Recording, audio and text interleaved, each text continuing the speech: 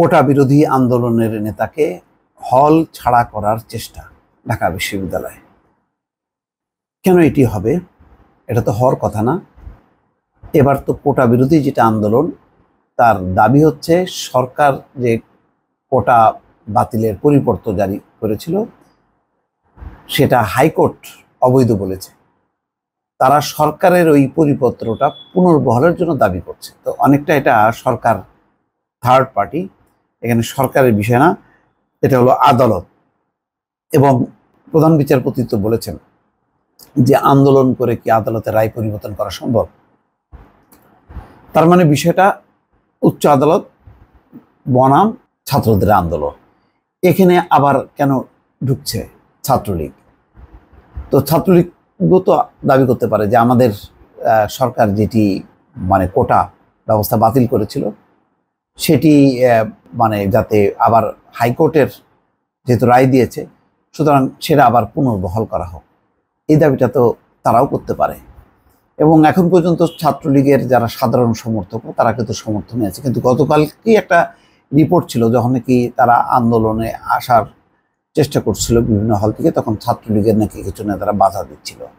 এটাও তো একটা স্ববিরোধিতা। তার মানে কি, তাহলে কি আদালত যেটা করলো সেটা কি সরকারের নির্দেশনায় করলো? তাদের নির্দেশনাটা তাদের পরিপত্রটা স্থগিত করার জন্য কি তারা হাইকোর্টে বলেছে? বিষয়টা কি তেমন? আর সেটা কি হতে পারে?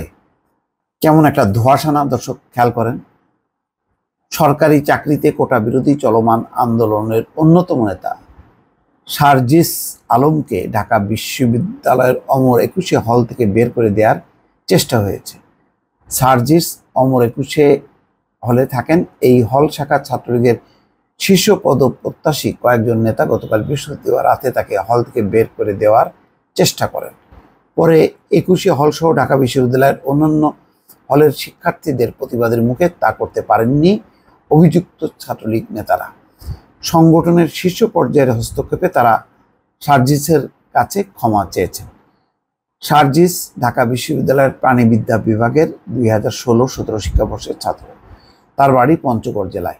তিনি 2021 সালের ছাত্রলীগের প্যানেল থেকে অমর একুশে হল ছাত্র সংসদের সদস্য নির্বাচিত হয়েছিলেন। দেখেন, সে নিজেও একটা ছাত্রলীগের সদস্য। ক্যাম্পাস সূত্র বলছে, গতকাল দিবাগত রাত 12টার দিকে সার্জিসকে হল ছাড়া করার চেষ্টার খবর ছড়িয়ে পড়ে। এই খবরে অমর একুশে হলের সামনে বিক্ষোভ শুরু হয়। এতে একুশে হলের পাশাপাশি অন্যান্য হলের শিক্ষার্থীরা যোগ দেন। এক পর্যায়ে ছাত্রলীগের শীর্ষ পর্যায় থেকে হস্তক্ষেপ করা হয়। তখন একুশে হলের অভিযুক্ত ছাত্রলীগ নেতারা সার্জিসের কাছে ক্ষমা চান।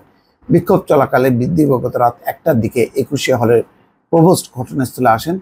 সার্জিস হলে থাকবেন বলে তিনি আশ্বস্ত করলে বিক্ষুব্ধ শিক্ষার্থীরা শান্ত হন। কোটা বিরোধী আন্দোলনের নেতৃত্বে থাকা সার্জিসের সহযোগীরা তাকে তার হলের কক্ষে পৌঁছে দিয়ে আসেন। ঘটনার বিষয়ে গতকাল মধ্যরাতে সার্জিস সাংবাদিকদের বলেন, তার রুমমেটকে হল শাখার ছাত্রলীগের শীর্ষ পদপ্রত্যাশী একাধিক নেতা বলেন, সংগঠনের শীর্ষ পর্যায় থেকে নির্দেশনা এসেছে তিনি যেন বৃহস্পতিবারের মধ্যে হল ছেড়ে যান, কারণ ঢাকা বিশ্ববিদ্যালয়ে চলমান কোটা বিরোধী আন্দোলনের অন্যতম সমন্বয়ক তিনি। আচ্ছা, পরে তিনি সংশ্লিষ্ট একাধিক পদপ্রত্যাশীদের কাছে জানতে চান এমন কিছু বলা হয়েছে কিনা। তারা হাঁ সূচক জবাব দেন। এর উত্তর পেয়ে তিনি কক্ষে এসে ব্যাগ গুছিয়ে চলে যাচ্ছিলেন, কারণ তিনি চাননি কোনো ঝামেলা হোক।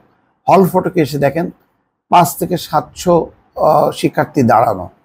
তারা তাকে যেতে দিচ্ছিলেন না, কারণ তিনি ছাত্র সমাজের একটি যৌক্তিক দাবির পক্ষে প্রতিনিধিত্ব করছেন। খবর পেয়ে আশেপাশের হল থেকে শিক্ষার্থীরা আসেন। সার্জিসের ভাষ্য, এক পর্যায়ে ছাত্রলীগের শীর্ষ পর্যায় থেকে তার সঙ্গে যোগাযোগ করা হয়। জানতে চাওয়া হয় হল শাখার কোনো শীর্ষ পদপ্রত্যাশীরা তার সঙ্গে এই কাজ করেছেন। তাকে বলা হয় অভিযুক্ত ব্যক্তিদের সঙ্গে কোনো যোগাযোগ হয়নি। এরপর অভিযুক্ত ব্যক্তিরা তার সঙ্গে দেখা করে ক্ষমা চান। তারা স্বীকার করেন ছাত্রলীগের শীর্ষ পর্যায় থেকে এমন কোনো নির্দেশনা ছিল না।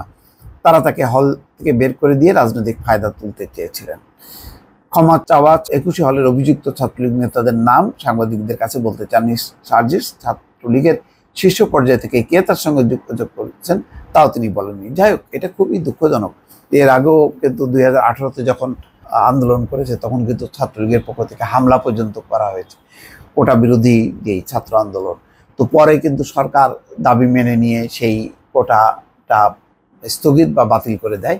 যেটা এখন আবার নতুন করে সমস্যা তৈরি হয়েছে, যে হাইকোর্ট ওই যে সরকারের যেই প্রস্তাবনাটা সেটিকে বলছে অবৈধ।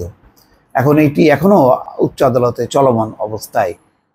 এখানে ছাত্রলীগ এখন আনুষ্ঠানিকভাবে কিছু অবস্থান নেয়নি, কিন্তু বেশ তাদের অন্যান্য পর্যায় থেকে এক ধরনের অবস্থা, যে সেই 2018 সালের মতোই সেটি যদি হয়, তাহলে ছাত্র আন্দোলনের এই বর্তমান যেই অবস্থা সেটি একটা সংঘাতপূর্ণ হবে এবং বিপরীতমুখী একটি অবস্থান হবে ছাত্রলীগ বনাম কোটা বিরোধী আন্দোলন।